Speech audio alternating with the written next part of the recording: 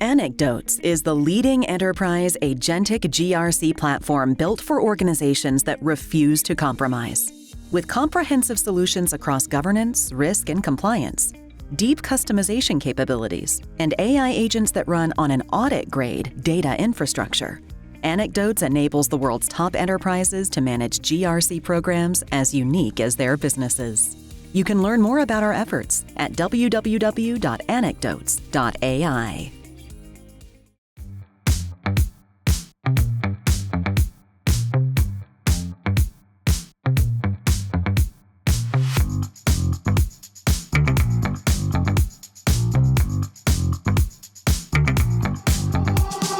You're listening to the ISACA podcast. This episode is sponsored by Anecdotes.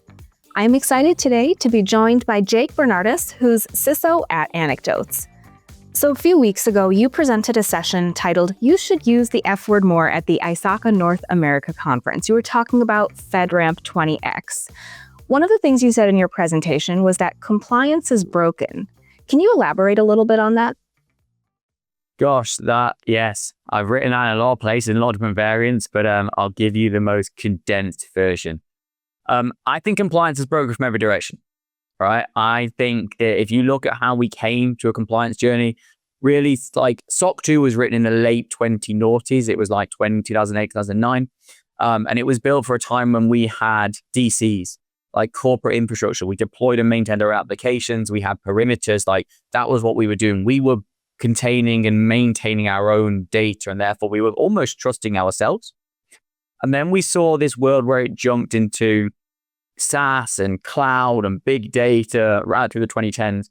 And suddenly what changed is how we consume software and how we consume products. We went from having our corporate infrastructure we deployed onto to trusting vendors who would use their corporate infrastructure or cloud environments. We deployed our data into them or our users' data. So suddenly we had to start going, well, I don't have to trust myself anymore. I've got to trust you. And I can do that in contractual form, but how else do I get some kind of assurance around that? And so we looked at moving SOC 2 from being specific to a very niche federal market to being basically usable by every vendor. And with it came the ISO certs, and then you've got HIPAA for healthcare and PCI for payments, and the list goes on, right? And at that point, what you saw is that we had this very broken approach where an audit came in and it assessed a point-in-time status. They asked me for screenshots. They asked me to do walkthroughs. They asked me to explain things. They did interviews. And on that day, they assessed based on a sample, so a subset of data, to provide a limited assurance based on that sample, having scaled it up. And what I told them, that I was secure. Now, we know there's a lot of reality issues in that statement because a lot of vendors who have been breached, in fact, basically every major company that's been breached in the last 10 to 20 years had SOC 2 and ISO and HIPAA and PCI and all these things. So it doesn't really reflect security. And the reason is that I can curate the story I tell you. I can sort of control the sample. I can definitely control the narrative. I, as a CISO and as a technical professional, can explain in a technical way that you as an auditor can't understand. So compliance is always broken. And it was based on data sets that were screenshots, right? A screenshot you can take and then you can change it tomorrow. It's the same as a photo. I take a photo of me smiling, I'm smiling, and 2 seconds later, I'm not smiling anymore, right? We all know that Instagram is a fake version of reality. There's people who are depressed that smile in every photo. And the same thing's true in compliance. So what we saw is over time, we've seen this journey from point-in-time static screenshot-based compliance to data. Anecdotes is one of those platforms. We're not the only ones. There's Anecdotes, Drada, Vanta, Hyperproof. You could name a ton of them, right? They all flow data in. And they basically say, don't take a screenshot of AWS or any cloud config, like attach it via API and pull the data so it's real time and it's continuous. Good. We've started to fix broken compliance, but it's not enough. Right? It's still broken, and it's still broken because of the way it's built. You look at SOC 2, the questions they ask. If you look at ISO, the questions they ask. If you look at even modern AI regulation, it's written and it's outdated before it's published. It's archaic in many ways. Like I gave a talk at ISACA, at Philadelphia this year, and I showed 12 points across 4 different AI frameworks. They're the point of publication. Their statements were outdated and impossible. But it didn't change them. So compliance is broken because the people regulating it and certifying it are regulating and certifying for a historical reality or for fake reality. The people in the chairs who are evidencing their posture are naturally inclined to want to pass because they're required to pass audits. So they're presenting a fake version of reality in as much as is possible to an auditor. And then the tools, while we've moved on massively, and Anecdotes is a great advancement in using data and actual AI, they're still limited because of who consumes them, right? If I say I want to push my entire data flow via API in JSON format to you, ISACA want to have a look, they can see how secure they think anecdotes are. No one's ready to consume that. So compliance is broken end to end, from the people assessing it, to the people doing it, to the people regulating it. All of those things are broken. And that was the premise for the talk I gave on why I think Pete Waterman and FedRAMP 20X is a movement which is really progressing it, because exactly my last statement is what they're doing. They say, we want a window into your compliance structure. We want access to your cloud security logs, your app testing logs, to your identity environments. We want to know in continuous real time to be able to pull via API in JSON format and ingest that data to be able to see and make an assessment, not based on your SOC 2, not based on your pen test, not based on your policies, but based on the reality that is in the data that you can't hide. And then we will build real trust and meaningful kind of relationships based on the fact we accept that it's okay to have non-compliances, because that's the reality of the world, right? We just saw the GitHub breach, another variant of Shai-Hulud, miasma, and that highlights again massively. So many of those companies have wonderfully well-built development environments, yet so many of them got pinged by this, because this is complex and sophisticated, and it doesn't show that you're failing. It just shows the reality of this is what happened, this is what we did, this is why that's the best approach.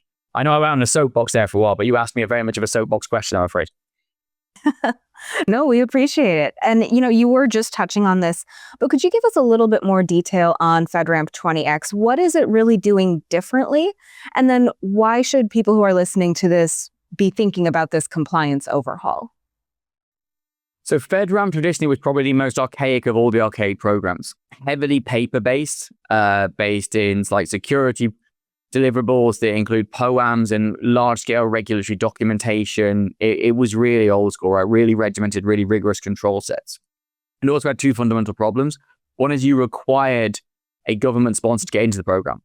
So if you're a startup, like Elon Musk didn't do many things right in government, in my opinion. This is not a view by ISACA. But one thing he did do is he disrupted who the government could buy. And 20X is part of that wave to a large extent. So we're a startup. I can't go and get a government customer because they will say to me, do you have any other government customers? And I'll say, no. They'll say, well, you can't be a government. We can't buy you then. And I'll say, but I need you to get FedRAMP authorized to get other government customers. Well, I'm sorry, until you're on the list, we can't buy you. So there's this weird catch-22 where you could never get into the game.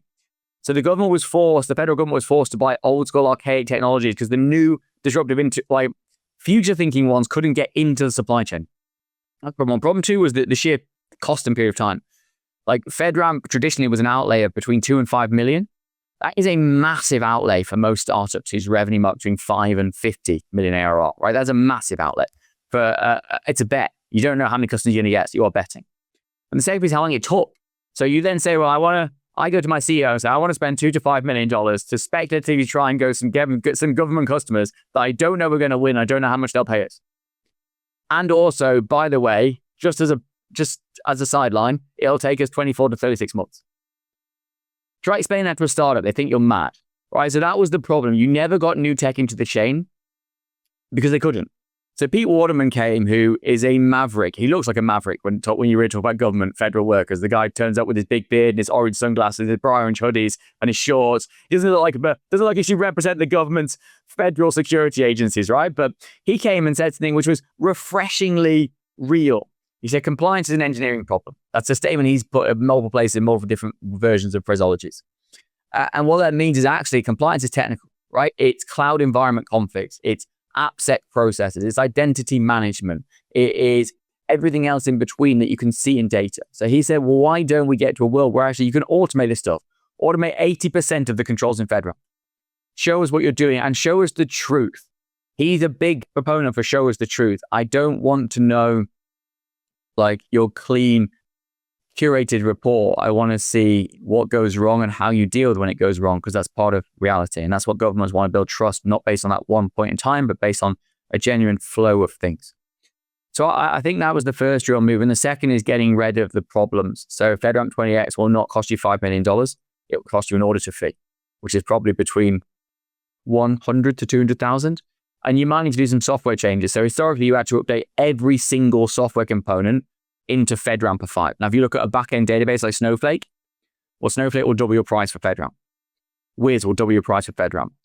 GCP is an anomaly, but if you're AWS or Azure, you need a whole separate platform to be FedRAMP compliant. So these costs can stack into the millions quickly. The other thing he said is you don't need a sponsor. You build and get yourself compliant, and we will then enable you to sell into the agencies. So you don't need that catch-22 problem. You don't need that $5 million problem. And you can actually get to a point where compliance is way more technical and way more based in reality. So that's what it is in a nutshell. Why I think it's important, so I think from different angles, it's important for different reasons. Historically, there's three parts to this chain. There is us, the compliance vendor, selling direct to the federal government. Never a chance before as a startup. Now a chance exists. From the other side, the federal government can now buy new and disruptive technologies, which it couldn't before. But now they'll be able to get into the supply chain. It can buy the things it wants, not the things it's forced to buy. And the last one in that middle is the really interesting piece. So if you're a CSP already selling to the federal government on traditional FedRAMP, your Rev 5 or maybe your DoD IL5, right? Well, historically, you had to go and get a platform, a compliance platform that could be FedRAMP authorized. And that was a problem because none of what we explained before as a new wave of data-led, AI-driven compliance platforms were FedRAMP authorized. So you were forced to use archaic platforms. So now the CSPs, we used Snowflake before, the Snowflakes, the Elastics, the Databricks, whoever of the world can now use modern compliance platforms to support their traditional old school FedRAMP Rev 5 and sell it to the government. So it interests everyone from us as vendors to the buyer to the federal agencies. Everyone is benefiting. It's a good thing. Mm-hmm. Now, I want to talk a little bit about key security indicators. This sounds like a great buzzword, but what are they actually measuring? And then why is this kind of automated validation better than traditional documentation? Okay, let's go backwards from that. So traditional documentation is broken because of exactly the statement you made, traditional documentation. Right? A policy or a document saying something is far less meaningful than technical evidence. And that's the reality of how we live in a world right now, right? If I gave you, I was just on the phone with someone about cars. If I give you a report and say, this car can go this fast, you'll know that's great. But if I put you in the car and show you the car going that fast, your perception and your attachment to the statement I've made is completely different. And this is the same. If I write, I am secure, and I sign the document, someone goes, that's great. But if I go, here you go, here's the data in real time, here's an API, secured endpoint that I'll connect you to, and I'll flow my data into you all the damn day if you want. You stick it into a secured, individualized cloud environment, you analyze it, you do what the hell you want with it, and you tell me what questions you've got about my data. That's different. That's me putting you in the car and showing you how it feels to go fast. So I think that's the key point. It's different because it gives you a different sense of trust and a different sense of relationship. If you go back one point to the previous question, which is very much like, what is a KSI and how do you automate it? KSIs are effectively similar to anything. They're a control-based statement. They are a statement that says, like, we want to look at this indicator, whether that is to do with how much people have trained, to how you secure a supply chain, to how you use a secure development environment, to how you complete penetration testing. Like, all these kind of things roll into KSIs of some form in some language. Now, the automation of that is based on the statement that says, actually, you can automate anything. So if I want to go and look at secure development environments, let's say there are several components to that, right? Let's say that I'm going to have to do SAST, so it's a static analysis of my code. I'm going to have to ensure that I have pinned packages maybe, so I don't update to malicious or infected packages. I'm going to make sure there's manual code reviews happening. And I'm going to make sure there's a limitation on the hand that can push the prod. Those four things might roll up into a KSI where I'm automatically pulling that data from GitHub or GitLab or Jenkins, wherever it is, and I'm demonstrating live in real time in a continuous fashion that I'm meeting that KSI. And again, to my car analogy, that is far more convincing than me saying, yes, my environment is secure and my approach is secure. Here's my signature on a letter.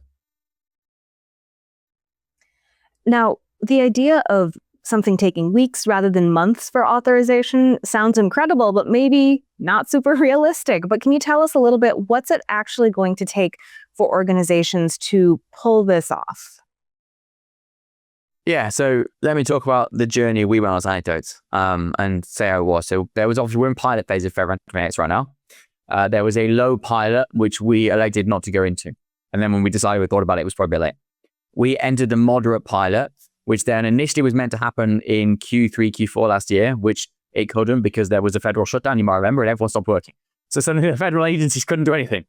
So we engaged in January and submitted for FedRAMP compliance, initially at low and now working towards moderate. And we did that within about a 6-week period prior to audit. The audit period is about 3 weeks. And that shows you what's possible. That is a hell of a lot of work.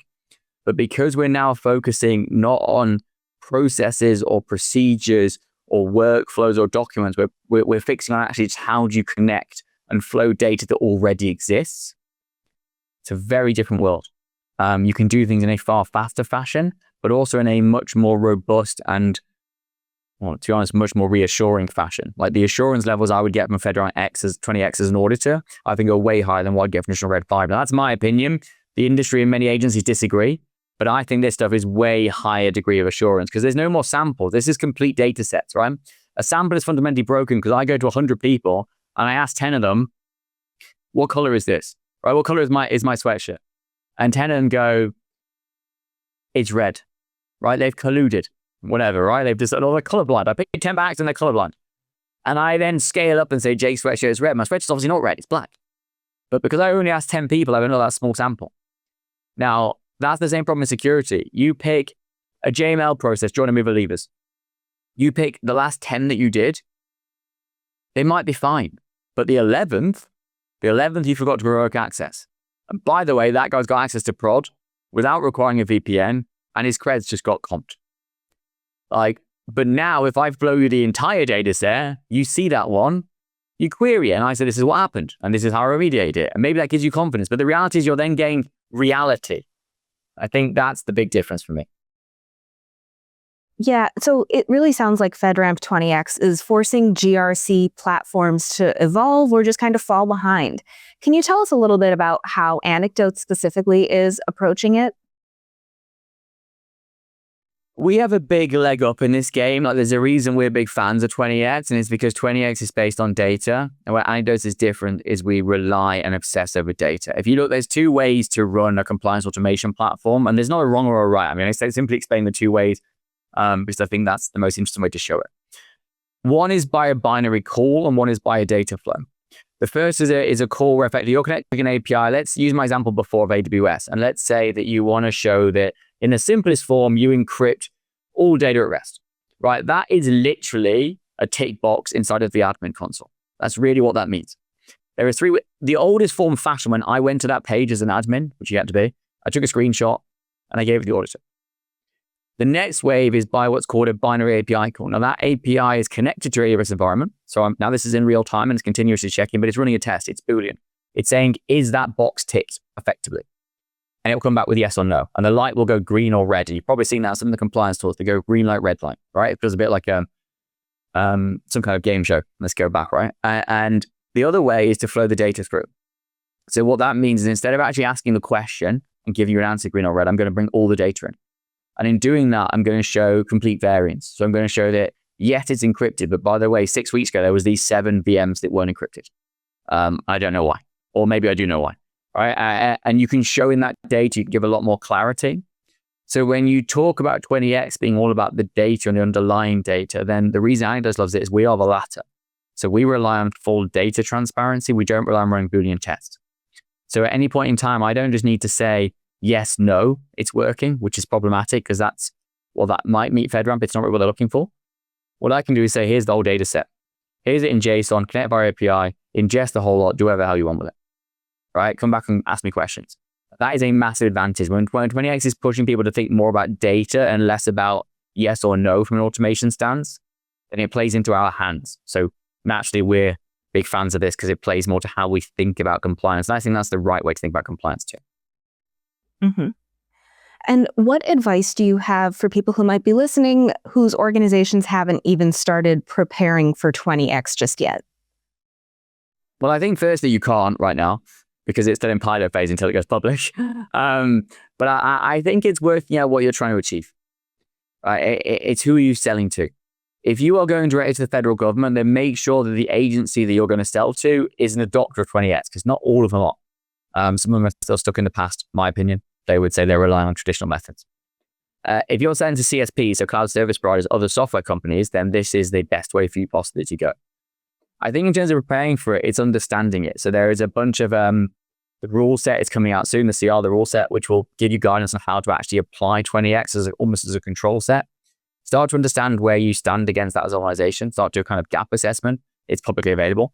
Start to look at what you might need to build or do to get to a point of being compliant, because I can almost guarantee as soon as they open it for public applications, especially for FedRAMP moderate, there will be an absolutely astronomical number of applications, particularly in the startup world. So I think getting ready to know that you can say straight away, look, if you let me in, I can already do 80% now. And here's demonstrations, here's evidence. I think that's the best way to go. So start understanding what the requirements are and start plotting your gap analysis against them would be my real guidance. Now, one of the things you said in your presentation was that FedRAMP is the future. How so? And what might you see some of the impacts specifically of 20X being widespread? So I think, let me give out some clarity. FedRAMP's approach is the future. So I think we look at the future of SOC 2, of ISO, of PCI, of HIPAA, they're still pretty fundamentally based in documents, screenshots, and static evidence. Even when we're automating it, they're still pulling subsets and samples. I think the future of compliance is based in this. It's based in full data, so complete and accurate data sets, continuous, real-time, accessible via some kind of trust center, which isn't presenting you with documents or a repo, but a trust center is providing an API that you connect to and pull the data from. I think the future is where a world in which we will build trust by connecting to each other and letting people see into our entire security and compliance stack. I don't need an ISO or a SOC 2 or even a FedRAMP control set. I just need to say, here's all my data, like, tell me if you're comfortable. If you have questions, you can feel free to ask me. And then before we wrap up, is there anything else you want to share with our listeners that we haven't had a chance to discuss yet? I think there's two pieces. I think we started on talking about kind of the journey with FedRAMP, and I think the one that's relevant right now is AI. And I touched on it from talking about ISACA Philadelphia. And I think when you look at the governance and compliance with AI right now is fundamentally wrong. It needs to be more continuous. It needs to be more risk-based. It needs to be taken in-house because regulators and lawyers can't write fast enough. And the second piece is leveraging AI in compliance. One of the benefits, 20X is teaching us to like build automation where automation doesn't exist. Anecdotes can help you with lots of things, but we can't solve every problem. So I think starting to understand with a GRC engineering, which is another buzzword at the moment, GRC engineering mindset, how you can leverage AI and agentic tech to automate areas and parts of your compliance and security journey becomes like so important right now, and hiring the right people. So if you're a CISO or a compliance head looking for how do I get better right now, I'd say go and find some software engineers, bring them into your org, look at what your outcomes are and say, how would I get there in your mind, and let them go away and actually build and engineer a solution using a lot of what's now available through things like Codex or Claude Code that allow you to write and accomplish things that you couldn't write and accomplish even a year ago. So I think that's my other part is like, now is the time to go back to the 8-year-old. I would say that I always use my 8-year-old daughter Isabel as an example. Like, she sees the world in where I wish I still did, where she still thinks unicorns can be real and she can accomplish anything she wants to be, right? Her backup plan, if she's not Taylor Swift, is to be a professional gymnast. All right, we get older and we're forced into the probable, not the possible.